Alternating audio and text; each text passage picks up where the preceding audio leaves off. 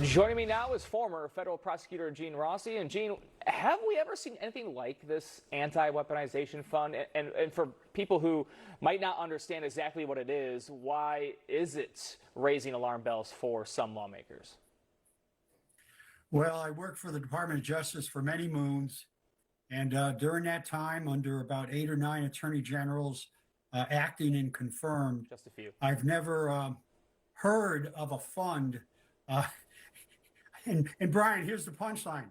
The fund is going to give money to people who were convicted but got pardoned.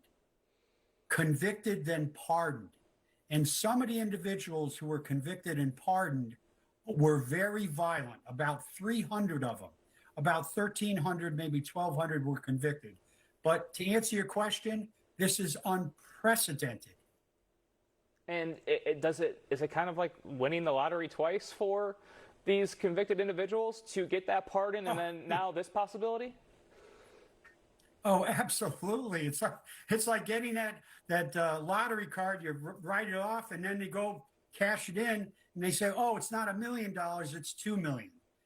The pardons themselves were a huge gift in addition to the clemencies.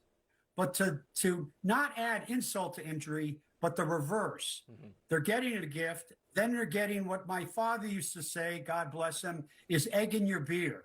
They get the pardon, and they get the egg in the beer. That doesn't sound very appealing, egg and beer. I can tell you that, Gene. My father loved it.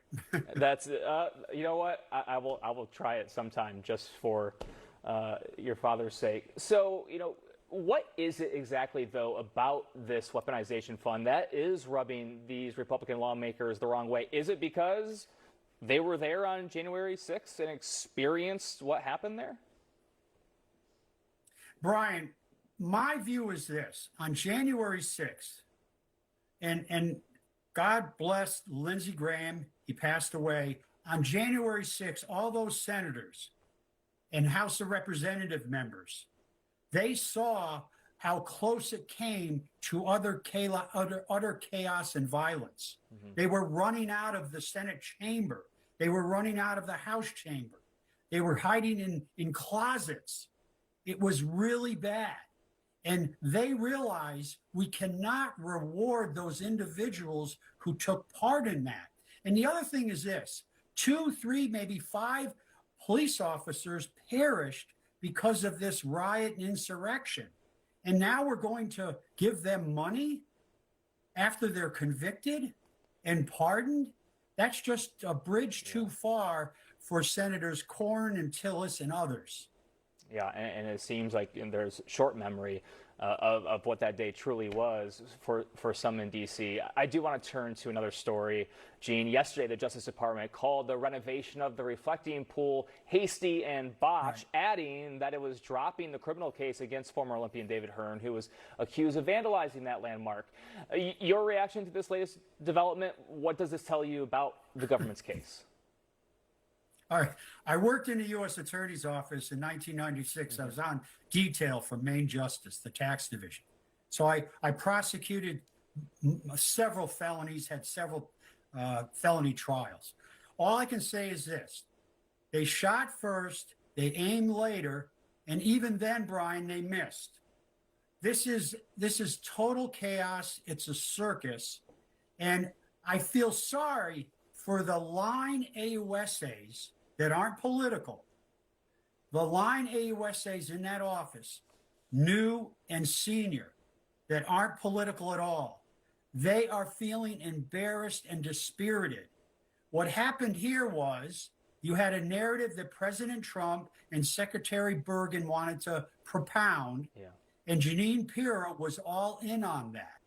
And then when they started investigating, they realized that we don't have the goods. But Brian, I got to say this. Because this was dismissed, and it's just a disgraceful dismissal, the defendant has the right, Mr. Davy Hearn has the right to seek what they call Hyde fees. Henry Hyde, former chairman of the Senate Judiciary Committee, got the Hyde Amendment passed. If there's a indictment or charge that is brought in bad faith or is frivolous, and you have both here. The defendant gets attorney's fees, and Norm Eisen and Mary Dorman and Steve Levin, they will have the right to get attorney's fees. Plus, they have the worst judge they could possibly get. Former public defender, smart as heck, Yale and NYU Law School. They are facing a angry court when this motion for Hyde fees is filed. So it's not looking good for the U.S. Attorney's Office. Is it looking good for Hearn? Could they have a case against the government here? Well, let me tell you this. If the Senate and House change hands in January, you're going to see a flurry of subpoenas to the Department of Justice to find out if this was a political hatchet job, in a sense that it's a vindictive prosecution. They killed a fly with a bazooka by charging Davy Hearn, an Olympian canoeist, with a felony. And this is the worst part, Brian. When Jeanine Pirro and the president were talking about this case in Bergen, they were completely exaggerating the extent of what he did, and they blamed vandals when it turns out that the paint was peeling within 2 days of the completion of the project.